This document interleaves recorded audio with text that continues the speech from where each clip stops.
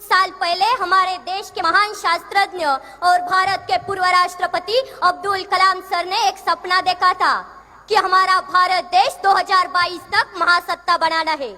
आज 2019 साल शुरू है। मुझे नहीं पता कि 3 साल में हम महासत्ता बन सकेंगे या नहीं, लेकिन देश में बार बार होने वाले चुनाव, उनकी वजह से बर्बाद होने वाले समय, पैसे और निर्माण होने वाली अस्थिरता की वजह से हमारे देश को महासत्ता बनने में बड़ी रुकावट है, जिसको चाहे तो हम दूर कर सकते हैं एक देश एक चुनाव संकल्पना के माध्यम से। नमस्ते, मैं प्रज्ञा भगत छात्र संसद में युवाओं का प्रतिनिधित्व करते हुए अपनी बात रख रही हूँ।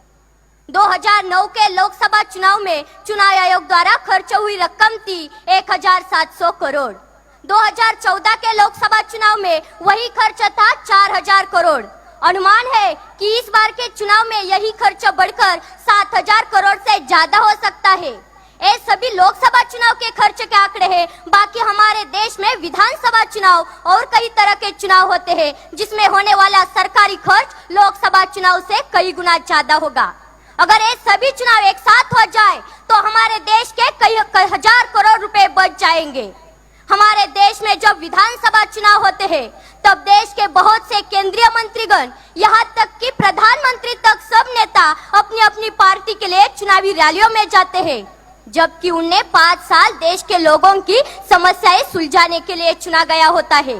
हर साल ये विधानसभा चुनाव होते हैं और हर साल ये मंत्रीगण अपना यही समय रैली में गवा देते हैं। अगर एक देश एक चुनाव संकल्पना साकार हो जाए तो बाकी चुनावों के कार्यक्रम विपरीत हो जाएंगे।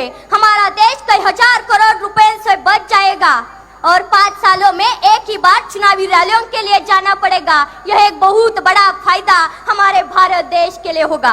ना रुकेगा आचार संहिता की वजह से विकास और ना वो जाएगा प्रशासकीय व्यवस्था के ऊपर।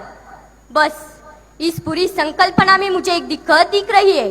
अगर किसी लोकसभा या किसी विधानसभा में कम संख्या बल होने की वजह से कोई सरकार समय से पहले गिर जाती है या खारिज हो जाती है तो ऐसे समय में क्या किया जाए? क्योंकि अगर उस खारिज हुई विधानसभा या पंचायत का चुनाव फिर से किया जाए तो देश के बाकी चुनावों के कार्यक्रम के विपरीत हो जाएगा। अगर इस विषय पर हमारे संविधान में कोई हल बनाया जाए और हमारे कायदे मंडल की ओर से कोई अच्छा नुस्खा निकाला जाए तो बाकी सब काम आसान हो जाएंगे।